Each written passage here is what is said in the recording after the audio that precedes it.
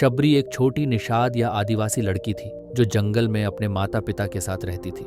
बहुत छोटी उम्र से ही उसमें धर्म और अध्यात्म के बारे में जानने की तीव्र इच्छा थी। हालांकि वह ऐसे परिवार से थी जो शिकार करके जानवरों को मारने में लगा रहता था। शबरी जन्म से ही जीवों को मारने और उन्हें कष्ट देने के खिलाफ थी, चाहे वह शौक के लिए हो या भोजन के लिए। अपने परिवार के तौर तरीकों से अलग उसने मांसाहार का विरोध किया। उनके शिकारी परिवार में शादियों के समय जानवरों की बलि देना आम प्रथा थी।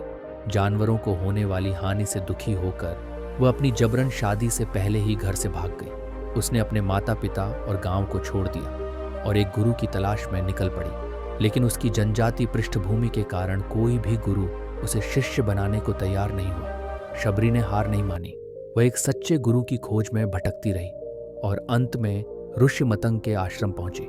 मतंग ऋषि उसकी भक्ति और समर्पण से प्रभावित हुए और उसकी तपस्या और आचरण को देखकर उसे अपने शिष्य के रूप में स्वीकार किया। शबरी कई वर्षों तक मतंग ऋषि के आश्रम में रही, उनसे शिक्षा ग्रहण करती रही और आश्रम के कार्यों में भी लगी रही। कई वर्षों के बाद एक दिन ऋषि मतंग ने शबरी को बुलाया और कहा कि अब वह वृद्ध हो गए हैं और जल्द ही इस संसार को त्याग देंगे।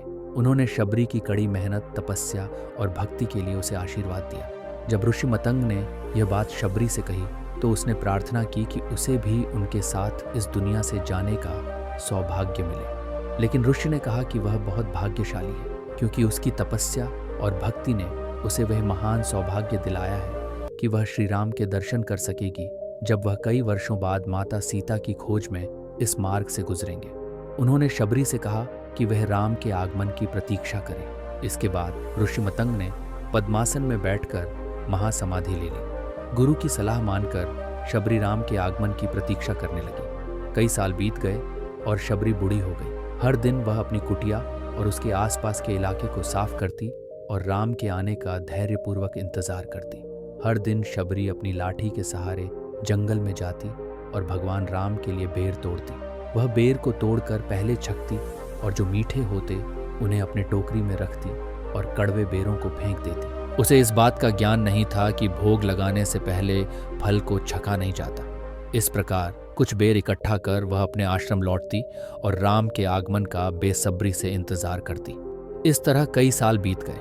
अंततः एक दिन श्री राम और लक्ष्मण सीता की खोज में शबरी के आश्रम में आए। शबरी की खुशी का ठिकाना न रहा और वह उन्हें अपनी कुटिया में ले गई। उसने बड़े प्रेम से उनके पांव धोए। आध्यात्मिक कथा के अनुसार भले ही सैकड़ों अन्य योगी राम के दर्शन के लिए प्रतीक्षा कर रहे थे, राम केवल कुछ आश्रमों में गए। उनमें से एक था शबरी का आश्रम, क्योंकि उनकी भक्ति सबसे अधिक थी। राम को देखकर शबरी भाव विभोर हो गई और बोली, इतने सारे महान योगी आपके दर्शन के लिए प्रतीक्षा कर रहे थे, लेकिन आप इस अयोग्य भक्त के पास आए। यह स्पष्ट रूप से दिखाता है कि आप यह नहीं देखते कि भक्त महल में रहता है या साधारण झोपड़ी में, वह शिक्षित है या अज्ञानी। आप केवल सच्ची भक्ति और समर्पण को देखते हैं। मेरे पास आपको अर्पित करने के लिए कुछ नहीं है सिवाय मेरे दिल के, लेकिन ये कुछ बेर हैं। क्या यह आपको प्रसन्न करेंगे प्रभु? शबरी ने फल अर्पित किए जो उसने बड़े प्रेम से इकट्ठे किए थे। राम ने उन्हें छका, लेकिन लक्ष्मण ने चिंता जताई कि शबरी ने पहले ही उन्हें छक लिया था, इसलिए वे खाने योग्य नहीं है। इस पर राम ने उत्तर दिया कि उन्होंने कई प्रकार के भोजन छके हैं, लेकिन इन फलों के समान कोई नहीं जो इतने प्रेम से अर्पित किए गए हैं। तुम इन्हें छको, तभी तुम समझ पाओगे।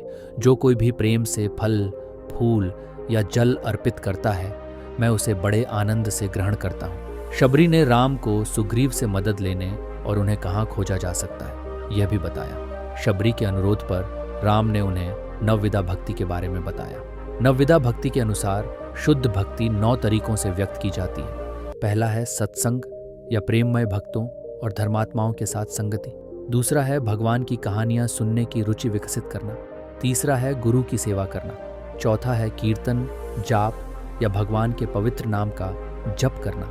भगवान के भजन गाना 5वीं भक्ति है। छठा है सदैव शास्त्रीय आज्ञाओं का पालन करना, इंद्रियों पर नियंत्रण रखना और निस्वार्थ सेवा का अभ्यास करना। 7वां है भगवान को हर जगह प्रकट होते देखना और अपने से अधिक उसके भक्तों की पूजा करना। 8वां है किसी में कोई दोष न देखना और अपने भाग्य में संतुष्ट रहना। 9वां और सर्वोच्च भक्ति है भगवान की शक्ति पर संपूर्ण विश्वास के साथ असीम समर्पण। राम शबरी से कहते हैं कि जो कोई भी भक्ति के इन 9 तरीकों में से किसी एक का अभ्यास करता है वह भगवान को सबसे अधिक प्रसन्न करता है और बिना असफलता के भगवान तक पहुंचता है। राम यह भी स्पष्ट करते हैं कि जो सबसे बड़े योगियों के लिए कठिन है वह शबरी ने अपनी सच्ची भक्ति से आसानी से प्राप्त कर लिया।